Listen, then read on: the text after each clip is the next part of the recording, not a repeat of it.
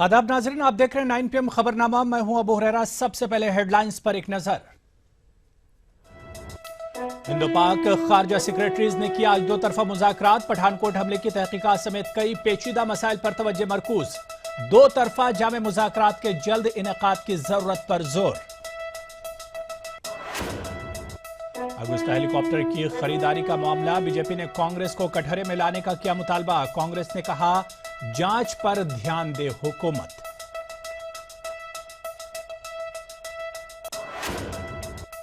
और राज्यसभा में आज भी उत्तराखंड मामले पर हंगामा। कांग्रेस ने लगाया मरकजी हुकूमत पर इल्जाम।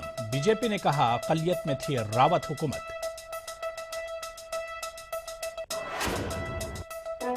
पार्लियामेंट में खुश्क साली का मसला, मरकजी वजीर ज़राअत का लोकसभा में बयान। 24 घंटे में मुतासिर किसानों तक पैसा पहुंचाने की हो रही है कोशिश।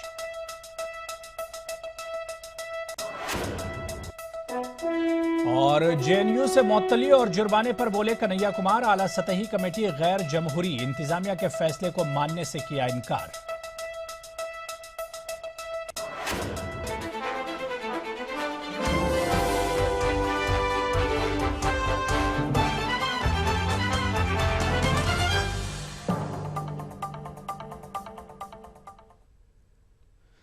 तो चलिए खबरों की शुरुआत, और आज की सबसे बड़ी खबर से शुरुआत करेंगे, यानी हम बात करेंगे हिंद पाक मुज़ाकरात की।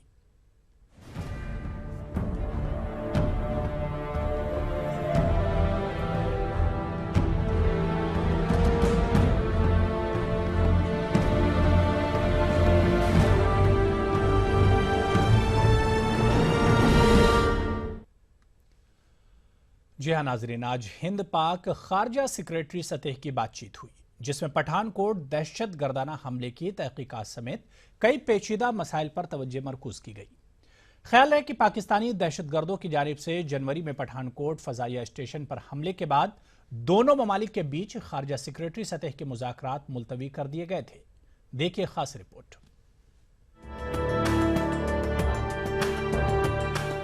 पाकिस्तान और हिंदुस्तान के खारजा सेक्रेटरियों के दरमियान मंगल को नई दिल्ली में तफसीली मुलाकात हुई। दोनों मुल्कों के खारजा सेक्रेटरियों ने पठानकोट हमले के बाद अपनी पहली बाज़ाब्ता दो तरफा मुज़ाकरात के दौरान हमले की तहकीकात और कश्मीर समेत कई पेचीदा मसाइल पर तवज्जो मरकूज करते हुए बातचीत की।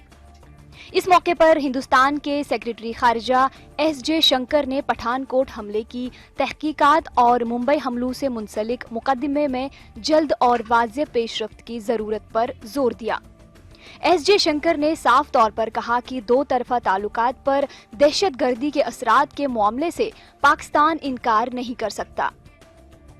वहीं पाकिस्तान ने खारजा सेक्रेटरी सतह के मुज़ाकरात पर कहा कि कश्मीर समेत तमाम ज़ेर इल्तिवा मसाइल पर बहस हुई। पाकिस्तान के सेक्रेटरी खारजा एजाज अहमद चौधरी ने जोर दिया कि कश्मीर अहम मसला है जिसके मुनासिब हल की जरूरत है। अक़वाम मुत्तहिदा की सलामती काउंसिल की करारदादों और कश्मीरी लोगों के जज्बात के मुताबिक कश्मीर मसले के मुनासिब हल की जरूरत है। पाकिस्तानी खारजा सेक्रेटरी ने कहा कि पाकिस्तान हिंदुस्तान समेत तमाम पड़ोसी ममालिक से दोस्ताना ताल्लुकात का ख्वाहा है। दोनों सेक्रेटरियों ने इस साल मार्च में नेपाल में सार्क के एक इजलास के दौरान थोड़ी देर के लिए गैर रस्मी तौर पर बातचीत की थी, लेकिन इस मुलाकात से कोई नतीजा बरामद नहीं हुआ था। Bureau report, ETV news.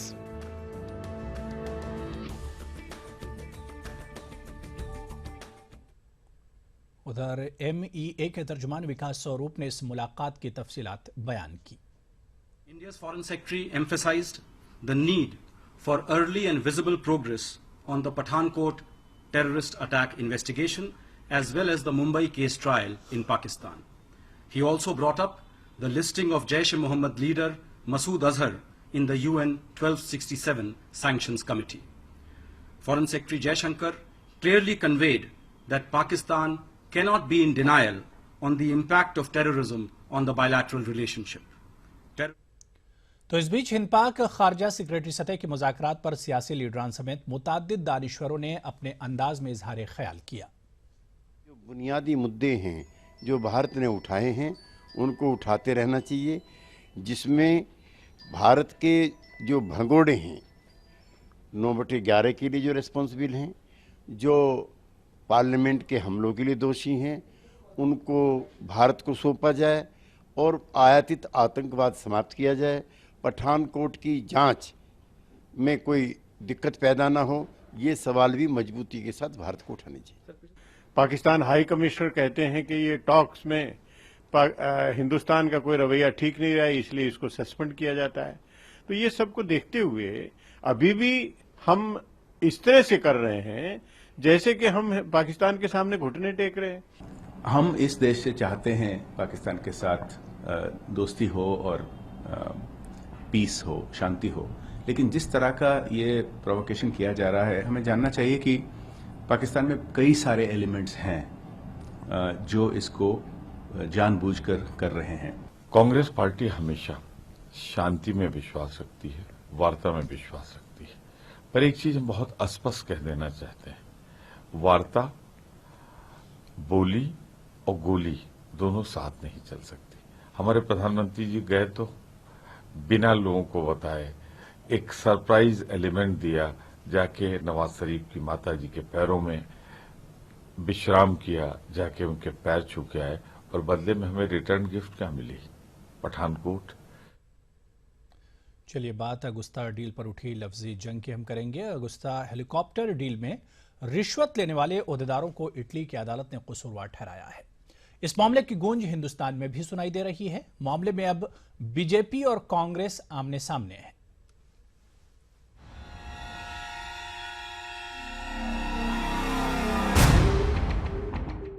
Augusta Westland से वीआईपी हेलीकॉप्टर खरीदी मामले में बदउनवानी में इटली की अदालत ने इस मुकदमे में मुलव्विस अफराद को कसूरवार करार दिया है।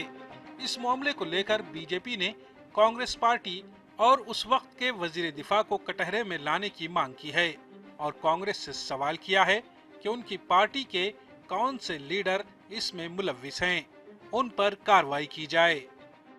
जिस अपील कोर्ट ने इटली के लोअर कोर्ट के फैसले को उलटते हुए पाया है कि इसमें भ्रष्टाचार हुआ है, इसमें घूस दी गई है और फिनमेकानिका के जो चेयरमैन थे और ऑगस्टा वेस्टलैंड के जो सीईओ थे, दोनों को कन्विक्शन हो गया है। तो हमारा सवाल सीधा है कि घूस देने वाले को दोषी पाकर सजा दे दिया गया, घूस लेने वालों का क्या हाल है, उनके बारे में क्या? आज जब भ्रष्टाचार साबित हो गया ट्रायल के द्वारा, जहां इटली में कंपनी थी, तो क्या आपकी पार्टी के कोई नेता इसमें इन्वॉल्व हैं? आप इसके बारे में बताइए। ये तो सीधा सवाल हमने किया है। उधर कांग्रेस लीडर और साबिक वजीर दिफा ए.के. एंटोनी ने इस इशू पर सफाई दी। उनका कहना है कि यूपीए हुकूमत ने इस मुआहदे को मंसूख किया था और इसकी सीबीआई के जरिए जांच शुरू की थी। उन्होंने बीजेपी को इसकी जांच मुकम्मल करके कसूरवारों को सजा दिलाने पर जोर दिया। We got little more than what we paid to them by way of bank guarantee. So all these things we only have done. So CBI inquiry is by our government, cancellation is by our government, blacklisting is by our government, fighting the case in Italy by our government. Now only thing this government will have to do is only simple things. Complete the CBI inquiry, find out who are the people who are involved, punish them. They must complete the process we started. Augusta Westland मामले में Italy की अदालत के फैसले के बाद हिंदुस्तानी हुकूमत वहां की अदालत से कोर्ट का ऑर्डर तलब करके हिंदुस्तान में भी कार्रवाई कर सकती है। लेकिन फिलहाल इस मामले पर कांग्रेस और बीजेपी में लफ्जी जंग जारी है। Bureau report, ETV news. तो चलिए यहाँ पर छोटा सा ब्रेक लेंगे और ब्रेक के बाद आपको बताएंगे कि जेएनयू इंतजामिया की तरफ से फैसला सुनाने के बाद क्या कहा कन्हैया कुमार ने। छोटे से ब्रेक।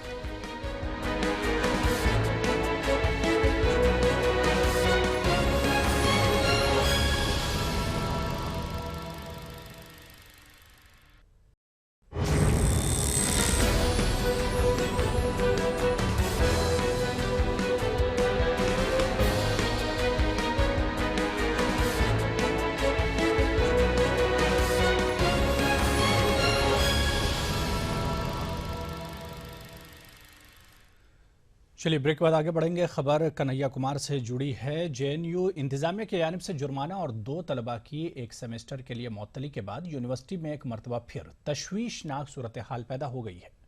तलबा यूनियन के सदर कन्हैया कुमार ने जहां यूनिवर्सिटी इंतजामिया के फैसले को मानने से इनकार कर दिया है, वहीं इंतबाह दिया है कि इंतजामिया अपने फैसले को वापस ले, नहीं तो तलबा गैर मुअय्यना मुद्दत की भूख हड़ताल करेंगे। जेएनयू इंतजामिया की तरफ से इतवार को कैंपस में मुल्क मुखालिफ नारेबाजी मामले में सजा का ऐलान किया गया था। इस पर जेएनयू के तलबा ने सख्त रद्द अमल का इजहार किया है। यूनिवर्सिटी इंतजामिया के इस इक़दाम को तलबा यूनियन सदर कन्हैया कुमार ने मुस्तरद कर दिया है। कन्हैया कुमार ने कहा है कि तलबा यूनियन ने शुरू से ही इंक्वायरी कमेटी को मुस्तरद किया है। हाई लेवल इंक्वायरी कमेटी का जो फॉर्मेशन हुआ, उस फॉर्मेशन को लेकर के ही 11 फरवरी को जो जेएनयू का प्रोटेस्ट था, उसमें हमने वाइस चांसलर के सामने अपनी आपत्ति दर्ज की थी कि ये हाई लेवल इंक्वायरी कमेटी एक डेमोक्रेटिक इंक्वायरी कमेटी नहीं है, क्योंकि इसमें अलग अलग कम्युनिटी के लोगों का रिप्रेजेंटेशन नहीं दिया गया है। आप एक डेमोक्रेटिक इंक्वायरी कमेटी बनाइए ताकि उसकी रिपोर्ट जो है वो ट्रांसपेरेंट तरीके से सामने आए और उसके आधार पे कोई कार्रवाई की जाए। कन्हैया कुमार ने कहा कि यूनिवर्सिटी किसी के इशारे पर नहीं चलेगी और तलबा की तहरीक छुट्टियों में भी जारी रहेगी। ये जो पूरी की पूरी घटना हुई है जेएनयू के मसले को लेकर के, हम लोग रिक्लेम करेंगे, हंगर स्ट्राइक की शुरुआत करके, इंडेफिनिट हंगर स्ट्राइक की शुरुआत करके इस प्रशासन को अपने आंदोलन के बल पे झुकाएंगे और इनकी जो साजिश है विद्यार्थियों की एकता को तोड़ने का, उस पे हम बिल्कुल इनको कामयाब नहीं होने देंगे। गौरतलब है कि गुज़िश्ता जांच कमेटी की रिपोर्ट के बाद कन्हैया कुमार पर 10,000 का जुर्माना आयद किया गया था, जबकि उमर खालिद और अनिरबान को 1 सेमेस्टर के लिए मुअत्तल कर दिया गया है। Bureau report, ETV news. Maharashtra ATS ने मुंबई एयरपोर्ट से इंडियन मुजाहिदीन के मुश्तबा दहशतगर्द ज़ैनुल आबदीन को गिरफ्तार किया है। ज़ैनुल आबदीन पर मुंबई 2011 सीरियल बम धमाका समेत मुख्तलिफ बम धमाके में मुलव्विस होने का इल्जाम है, जिनमें अहमदाबाद, बेंगलुरु, जयपुर, जावेरी बाजार, ब्लास्ट वगैरह शामिल हैं। ज़ैनुल आबदीन को अदालत में पेश किया गया, जहां उसे 6 मई तक पुलिस तहवील में भेज दिया गया।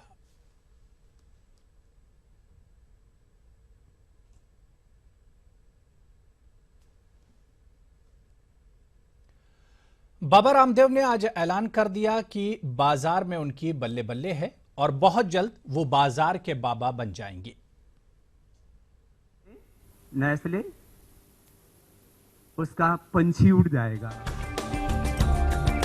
कल तक बाबा रामदेव योग गुरु थे, अनुलोम विलोम, कपालभाति और चक्रासन करवाते थे, लेकिन अब मार्केट मंत्र को भी समझ गए हैं और मार्केट गुरु बनने की तैयारी में हैं। साथ ही गैर मुल्की कंपनियों को शीर्षासन कराने का प्लान तैयार कर चुके हैं। बहुत लोगों को भय लग रहा है, अरे ये बाबा आसन कराता कराता हमारा भी शीर्षासन कराने लगा। बाबा रामदेव यहीं नहीं रुके, उन्होंने ऐलान कर दिया कि उनकी तो बल्ले बल्ले ही है, लेकिन गैर मुल्की कंपनियों की बैंड बज गई है। आज देसी बाबा ने, देसी आचार्य ने, देसी ब्रांड ने इन विदेशी कंपनियों का बैंड बजा रखा है और एक सात्विक स्पर्धा के साथ। अब बारी थी बाबा रामदेव के धमाके की, सो उन्होंने धमाका भी कर दिया। बाबा ने कहा अगले साल पतंजलि का टर्नओवर 10,000 करोड़ से ज्यादा होगा। 5,000 करोड़ से ऊपर पतंजलि का यह स्वदेशी का अभियान पहुंचा है। अगले वर्ष 10,000 करोड़ रुपए से ज्यादा का लक्ष्य रखा है। 10,000 करोड़ से ज्यादा का कहूंगा तो शायद आपको अकल्पनीय, अविश्वसनीय, आश्चर्यजनक लगे। औसत 100% का ग्रोथ, और अब जबकि पूरी दुनिया मंदी के दौर से गुजर रही है, पतंजलि ने 150% ग्रोथ का एक विश्व कीर्तिमान बनाया है। योग आसन से अब मुनाफा आसन की बात कर रहे बाबा ने टारगेट फिक्स कर दिया है। अब बस उस दिन का इंतजार है जब बाबा अपने टारगेट को हिट करेंगे। Bureau report, ETV news. तो चलिए यहां पर रुकेंगे एक और छोटे से ब्रेक के लिए।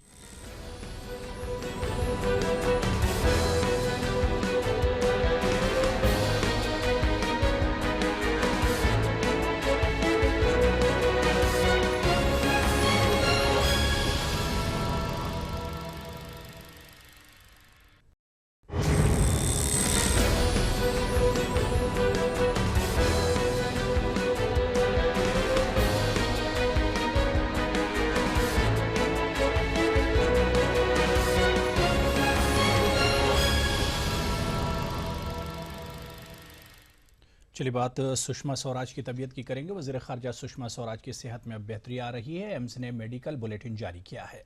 सुषमा स्वराज का माहिर डॉक्टरों की टीम इलाज कर रही है। एम्स में इलाज के लिए मेडिकल बोर्ड तश्कील दिया गया है। वाज़ेह है कि सुषमा स्वराज को सीने में दर्द की शिकायत के बाद एम्स में दाखिल किया गया है।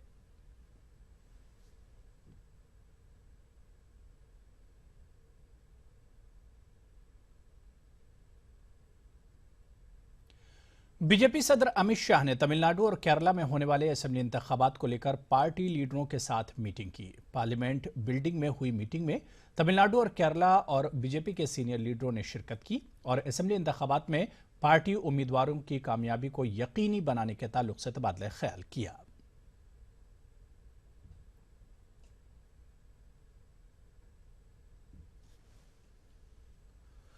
खबर इराक से है, जहां के दारुल हुकूमत बगदाद में सियासी बहरान और हुकूमत की जानिब से इस्लाहात न करने के खिलाफ शियों ने जबरदस्त रैली का इनेकाद किया। आज इस मुजाहरे में बड़ी तादाद में अवाम ने शिरकत की।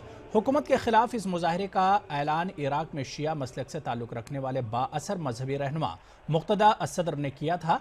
ख्याल है कि मुक्तदा असदर की जानिब से मुजाहरे का ऐलान ऐसे मौके पर सामने आया है जब मुल्क में 3 हफ्ते से जारी तातुल के बाद पार्लियामेंट में नई काबीना के लिए वोट डाले जाने का सिलसिला जारी है।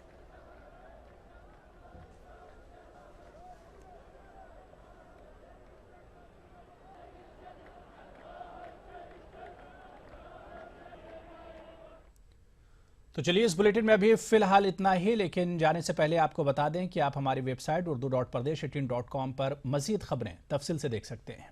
आदाब।